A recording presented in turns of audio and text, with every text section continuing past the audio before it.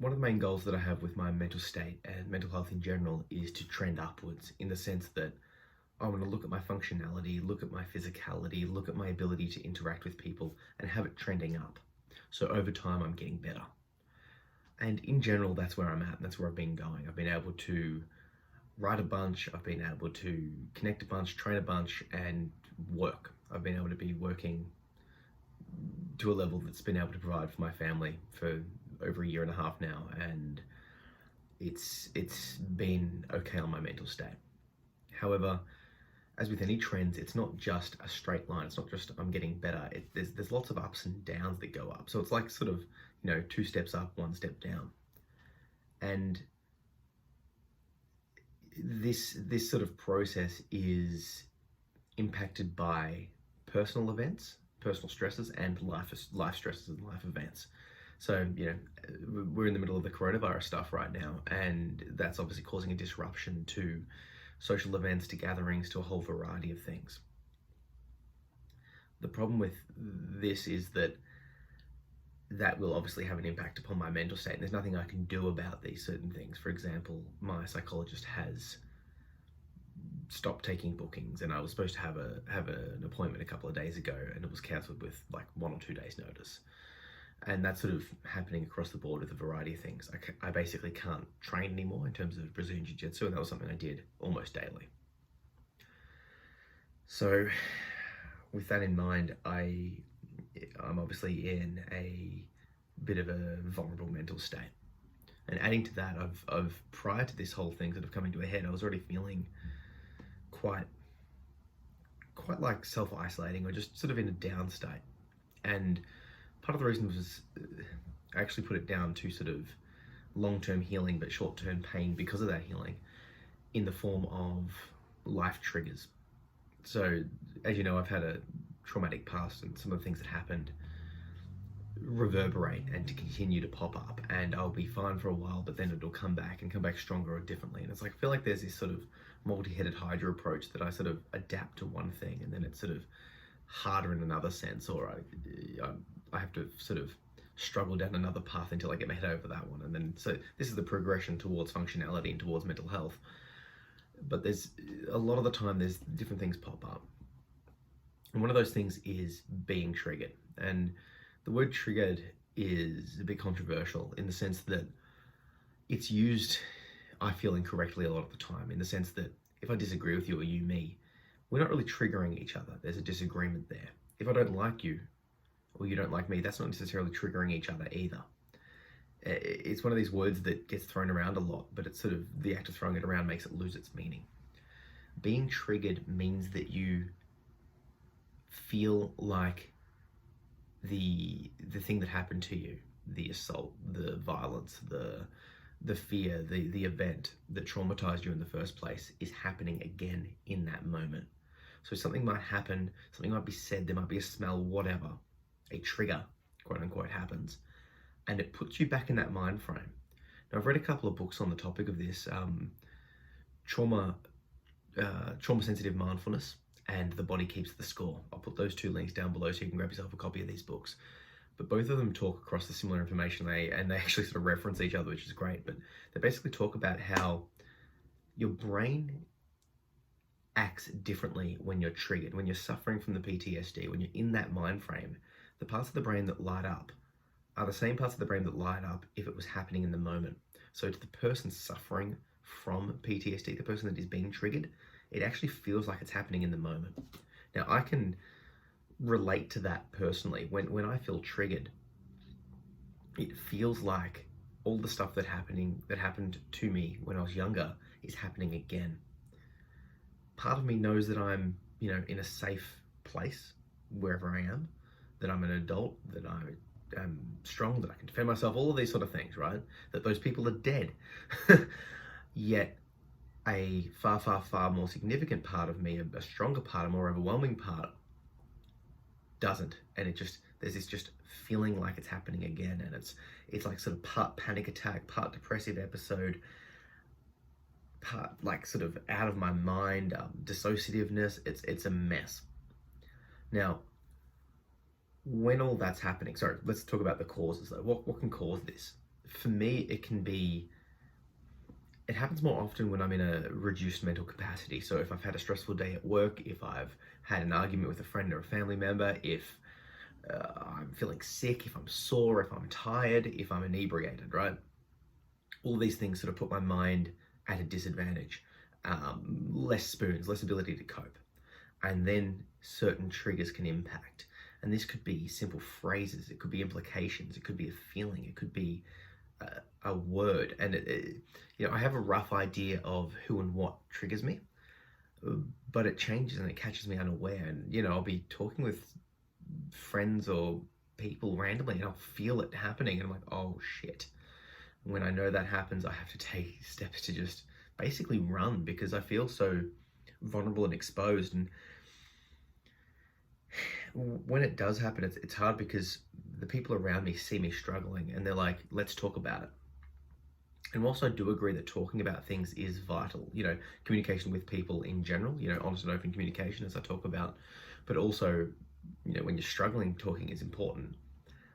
In the moment of when I'm triggered, it's very hard to talk. It's like there's a clamp over my mouth. It's like I don't want to risk talking because I can't handle what's going on in my mind, let alone the social implications of what I'm talking about, what I'm saying, particularly if it's with the person who's quote unquote triggered me.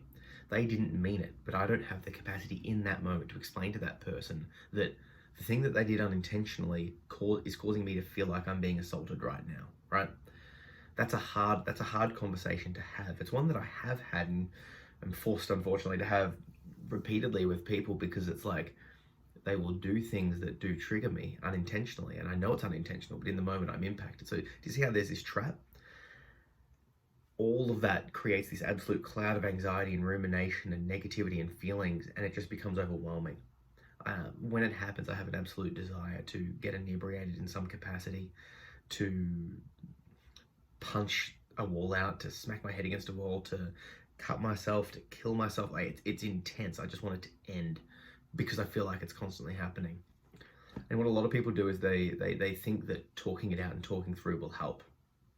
And it does, but not in that moment. In that moment of I'm being triggered, I feel like the best help is love and compassion.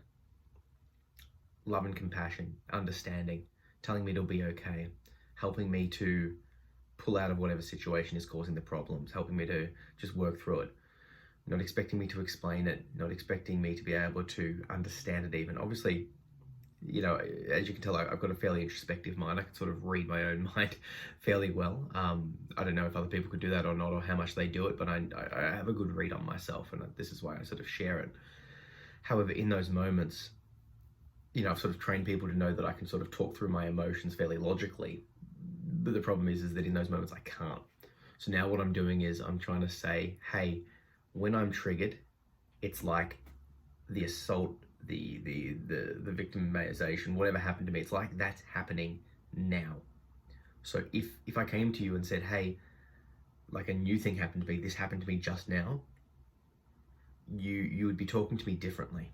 You'd be calming me down, you'd be consoling me. You wouldn't be asking me to explain through the logical process of it, right? Because in my brain it is happening right now. It's very hard to not feel an emotional or an aggressive outburst at the people close to me, because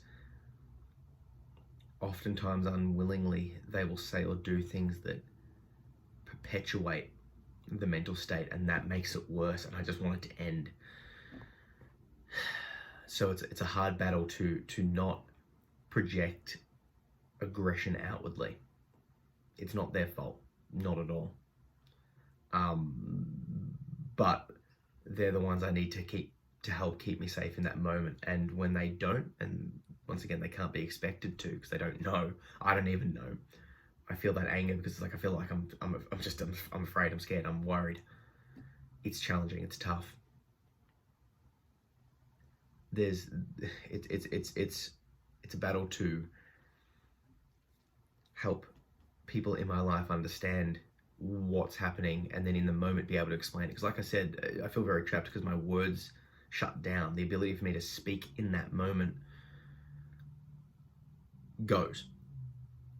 But it's in that moment that it's the most confusing for other people, which is why I take measures to talk to them like I'm talking to you now, and talk them through and answer their questions when I'm in an okay mental state, and being like, hey, when this happens, I'm going to say to you, hey, I'm feeling triggered right now.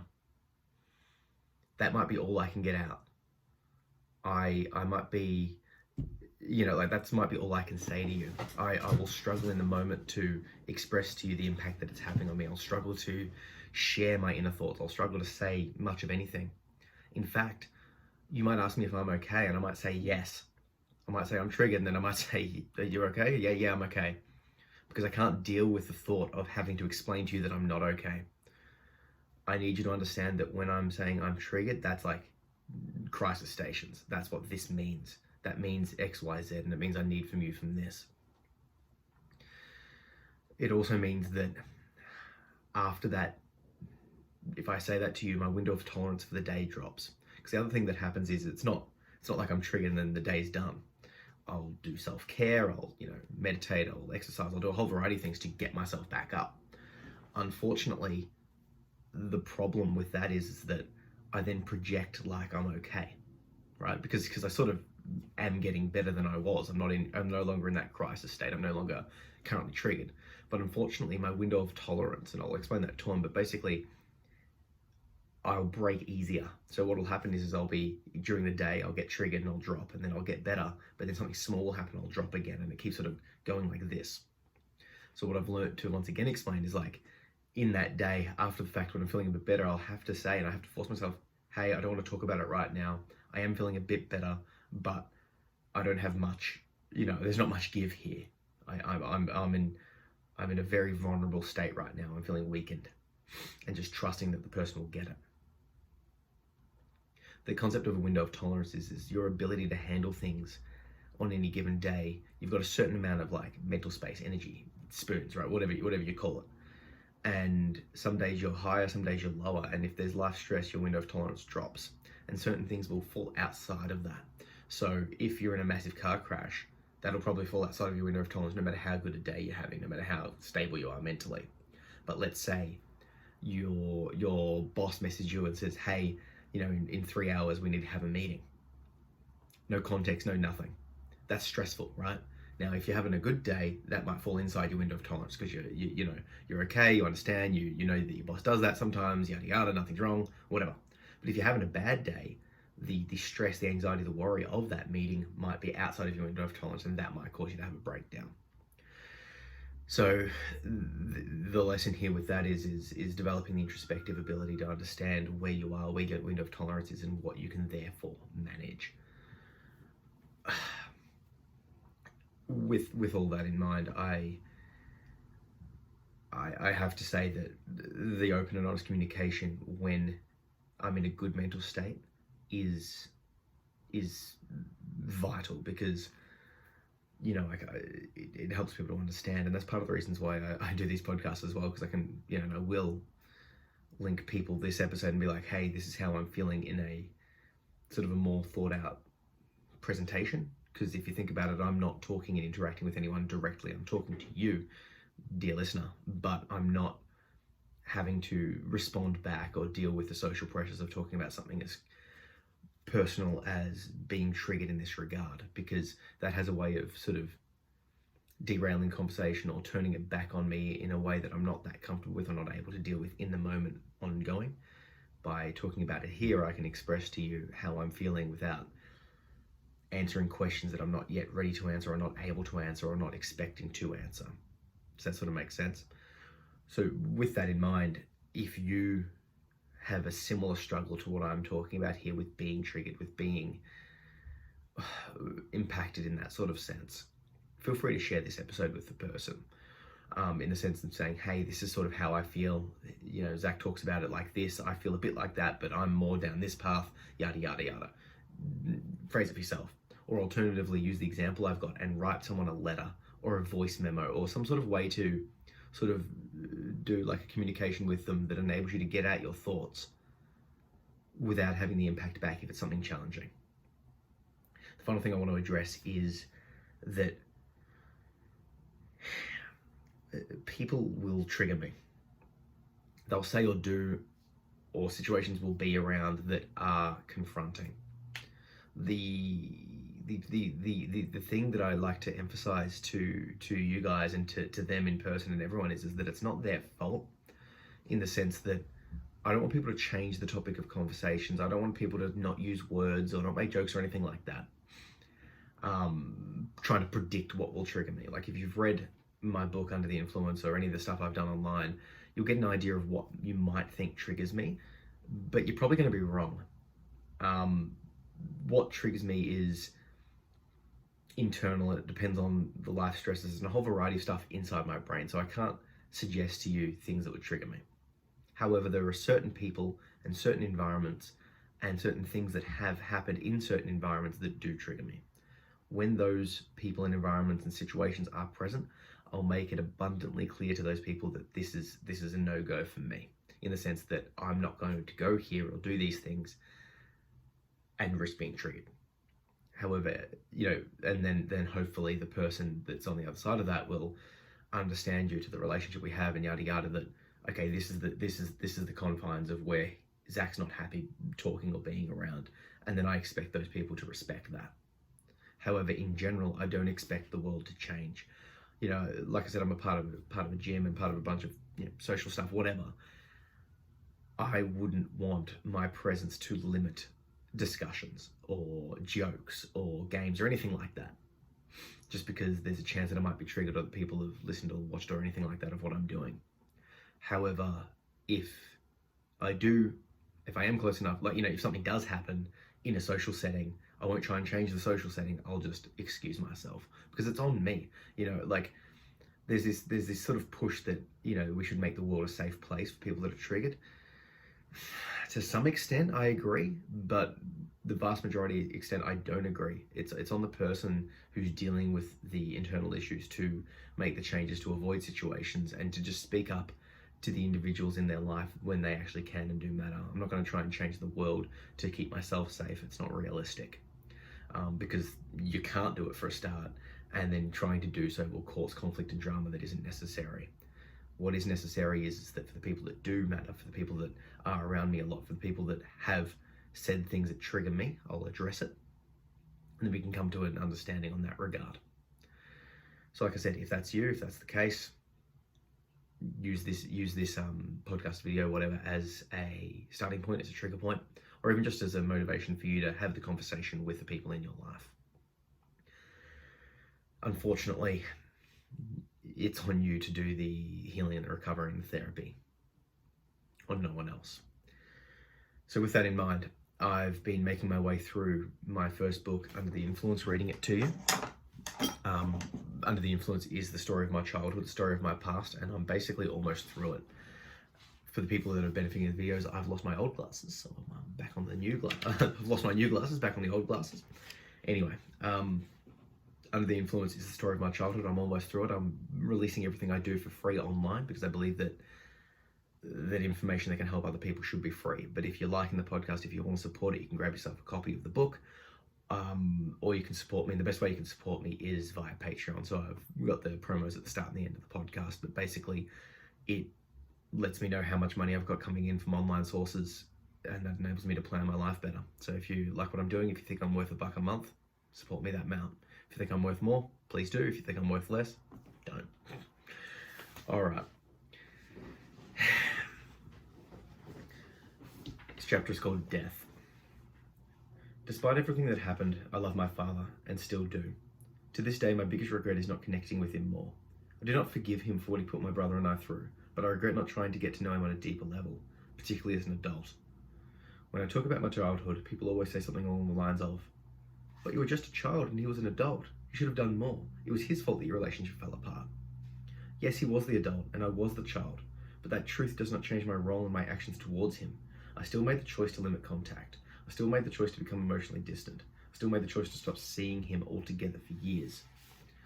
Despite all that he was and all that he did, I still have played a role in our relationship or lack thereof. It would be very convenient to blame it all on him, and for years I did. I stopped seeing him almost completely when I moved out of home at around 15 years of age. The only extended contact I had with him was for the following 8 years was at family gatherings. These interactions were very shallow. He would ask how my work and my schooling was going. I would reply that they were going good. I would not elaborate or go into any depth, and he did not inquire further either. I always felt that despite asking, he didn't really care. It almost felt as if he was going through the motions, checking the boxes, so to speak. Ask about work? Check. Inquire about schooling? Check. Reminisce about something trivial that happened years ago? Check. I responded the same way back. Ask about his artwork? Check. Inquire about his health? Check. Mention something minor about my life? Check. Very dry and procedural.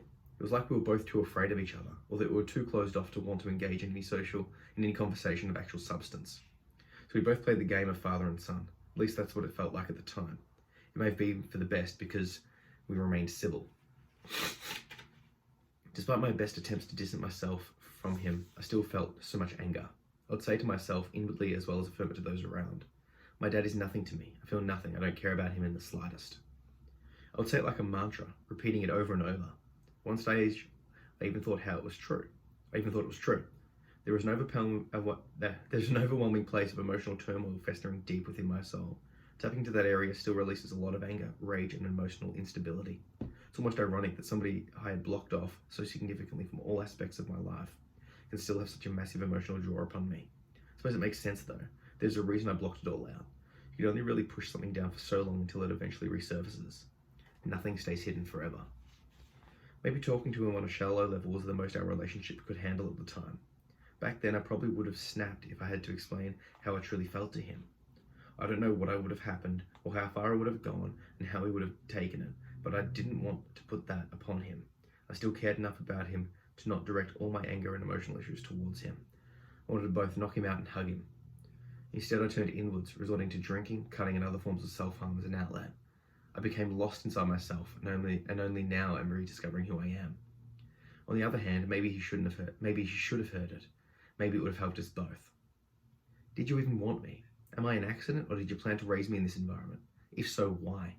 What kind of father would risk the safety of their children like you did? What kind of person would take their child on drug deals, leaving them unattended for hours whilst they got high? Why would you invite those people into your house when we were around? Were you really that desperate?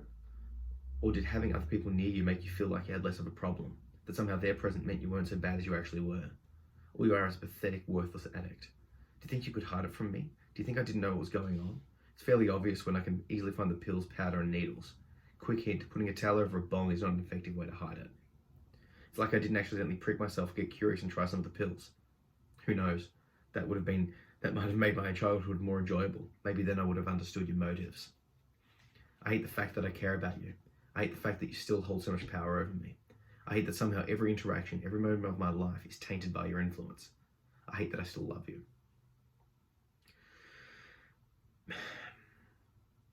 Perhaps it's best that we've just kept to pleasantries. I don't know if I could have handled his response to any of that. In the last year of his life, I was substantially in a better place emotionally. I met the love of my life, to whom I was engaged. I had successfully completed my university degree and was working in my chosen field. It was her influence that inspired me to re-establish a relationship with Dad. I began to visit him at his house for a couple of hours at a time. He was more than happy to have me around, and to his credit, he never made any reference to my lack of visits. To be fair, I didn't bring up his lack of visits either. It started slowly. I began visiting him for a couple of hours randomly here and there, until it became more consistent. It was awkward at first, but eventually we were able to open up a bit to each other more. His health and living conditions seemed to mirror each other. I remember one of my first visits back to his house, being surprised at just how bad his living conditions had become. His hoarding had just gotten worse and worse as he aged. Similarly, his overall health was fading as well. He seemed increasingly frail as the year progressed. His weight had dropped substantially and he was coughing and wheezing constantly. I was surprised by how fragile he'd become. I was wanting to connect with him more, so that year I decided to invite him to two major events of my life. The first was my martial arts grading. Having trained for over 5 years by that point, I was finally about to perform my black belt grading. I invited everyone I believed would want to come and support me. This included Dad. On the day, I was so nervous that I had not even considered the possibility of him turning up. However, just before I began, he called my name. Surprised by his presence, I went over and hugged him. He wished me luck and said that he believed in me. The grading was one of the most physically challenging days of my life. There were many times in which I was knocked to the ground and struggled to get up due to sheer exhaustion. At one point, my coach had to slap me into focus, demanding that I continue. After I successfully completed my grading, I found out that Dad had seriously contemplated walking up to my coach and demanded that he go easier on me. I'm glad that he didn't go through with it, but it was nice to know that he was in my corner, so to speak. I was happy. After Dad's passing, I was looking through his appointment diary. In it, he'd marked down the date of my grading. But what was really touching, however, was the piece of loose paper that sat next to it. On the paper, he told me how he'd felt about me. The memory of seeing you in action on Sunday will rate as one of the top memories that I'll cherish forever. I felt very proud of watching you fight with the heart of a warrior. Your teacher said that you were strong, and I agree, body and mind. Zach, I also thought you were very brave. Congratulations on your ascension to black level. Well done. With love and respect, Dad. I burst into tears instantly. Despite all of our past, I still loved him. I was so grateful for those words. He was never one to express himself emotionally, and even though it was only written down, it was one of the most thoughtful things he'd done for me. I'm so grateful that he was present for that moment of my life. The second major event was my engagement party. It was lovely to see my dad interacting with family members from both sides that had not seen him for years. It served as a pseudo-reunion for him to re-engage with many people that were once a significant part of his life. It brought me lots of joy to see him there with a smile on his face, happy with the successes of his son. Unlike when I was younger, I did not care how he presented himself. By this stage of my life, I knew that the people around me would only judge me by my actions, not by the actions of my parents. Regardless, I was pleasantly surprised when he arrived clean-shaven and dressed appropriately. Even more surprising was that he was sober. At the time, I didn't realize just how sick my father really was. Granted that by that stage, he'd been in and out of hospital multiple times for chest issues, it hadn't quite dawned on me that he was close to passing. Oddly enough, I couldn't imagine him dying. However, looking back on the photos of that day, Dad seemed very sick. Gaunt, pale-faced, and very skinny. In addition, there were many photos of him with different people, but they all shared two things in common. Dad is in the same location for each of them, and he's always sitting down with the others around him. It's clear now that he was so unwell that he struggled to freely move about. A month later, at Dad's funeral, many people shared their happiness at his attendance in the engagement party. It was almost as if catching up with him then filled a hole in their hearts that they didn't even know was empty. I'm eternally grateful that everyone got a chance to catch up with him before he passed away.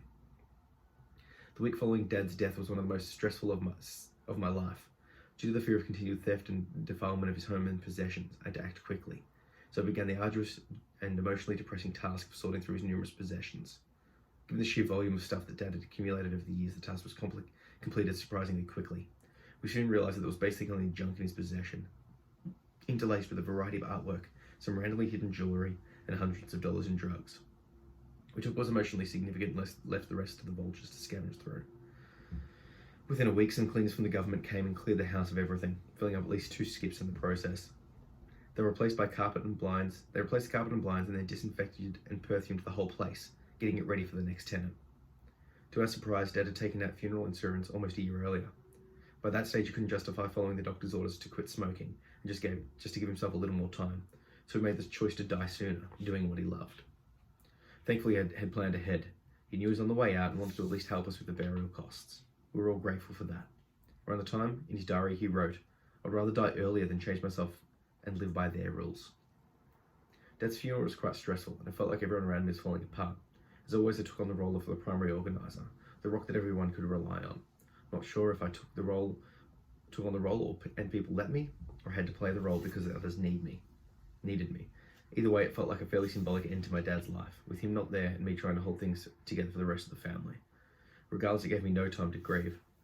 From the moment I found out he was gone until he was in the ground, I was on, working to sort through his house, liaising with the insurance company, arranging for the celebrant, and coordinating with the funeral home left no time to myself. His death only really hit a couple of days after.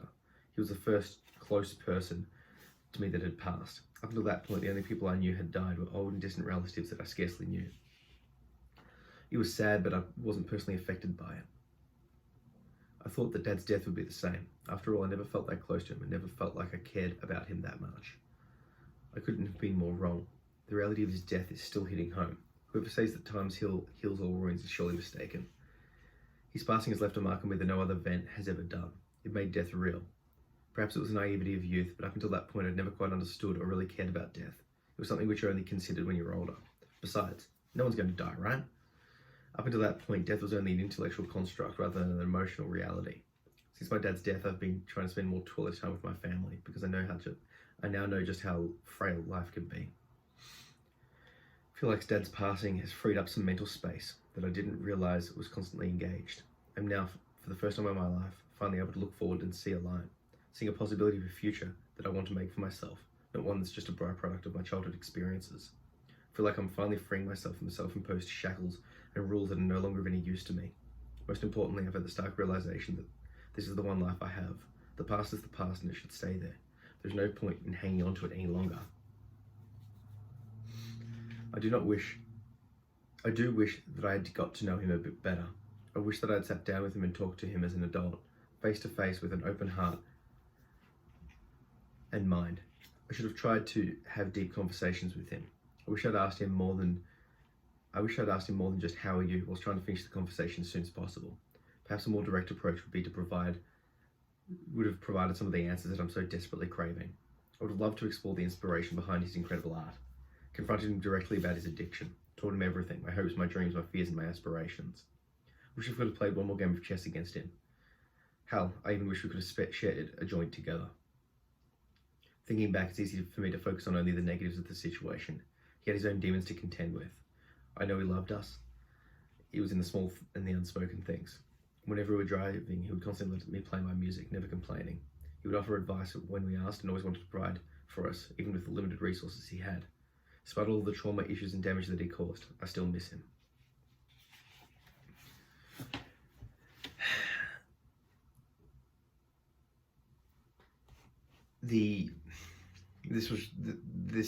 That was a chapter from the book Under the Influence: Reclaiming My Childhood. You can read the entire book as a paperback, ebook, and audiobook. I'll put a link down below so you can grab yourself a copy if you want to support it. But most of the chapters are up online now, so you can make your way through the chapters on my website. But like I said, if you want to support what I'm doing here, grab yourself a copy. It's been an interesting few years. I think it's been maybe 5 or 6 years now since Dad's passing, and it's still impacting me in the sense that the trauma caused is still impacting me. I'm still being triggered by things. New memories are still popping up. I'm still feeling this combination and complex anger and emotionality towards and against him, and a desire to wish I had have done more, that he had have done more, the disappointment, all of that sort of stuff. One of the main things that is coming to me now more and more is just an acceptance and understanding of his situation, in the sense that he was just a man. He was just a person dealing with his own issues, and the more I find out about his past, the more I feel like his struggles caused him to act and do in a certain way. I look at my mental state and my trauma and know that he had similar issues himself. And I can see how, with less support, less care, coming from a different time, a different age, all that sort of stuff, his ability to cope would be different, would be reduced, would be impacted. And this isn't to say that I forgive him for the stuff that had happened. It's more that I understand the human behind the story. He's just a person. But when you're growing up, you look to your parents as pseudo mythological figures. They're everything. And then you get older and you step back and you grow and you learn that they're just people, flawed people. But their flaws are caused by their own pasts and their own parents and their own upbringing and their own culture and all of that sort of stuff. So I'm sort of more understanding it. I still do wish that I had time to speak to him in a way that I, didn't do. I regret that profusely. And it's interesting, if you follow me along, you know that I'm into lucid dreaming and all that sort of stuff. And one of the things that semi-regularly occurs for me, one of the dream signs that I know that I'm dreaming, is Dad will be alive. And the plot of the dream, and I think I've had this maybe 5 to 10 times since his passing, but it will be, he will have died in the dream world, then he will have come back and his death will be explained away for whatever reason, and then there's another couple of months with him. So it's like he died, then he comes back, and I get to sort of wish fulfill all of these things. So it's interesting that my mental state, my psyche keeps bringing that up as a theme, and it's even more interesting to me that I'm so willing to accept that that's just okay, in the sense that it doesn't cause me to realize that I'm dreaming. I just accept the premise that he's back alive again. Maybe I just have a lot of healing that I need to go through. I don't know. Either way, if you like that, you can grab yourself a copy. It's a good way to support. And if you relate to it and you want to talk to me about it, you can connect with me via my website or on social media, zachary-phillips.com, and I'm on social everywhere at Zach P. Phillips. Catch ya.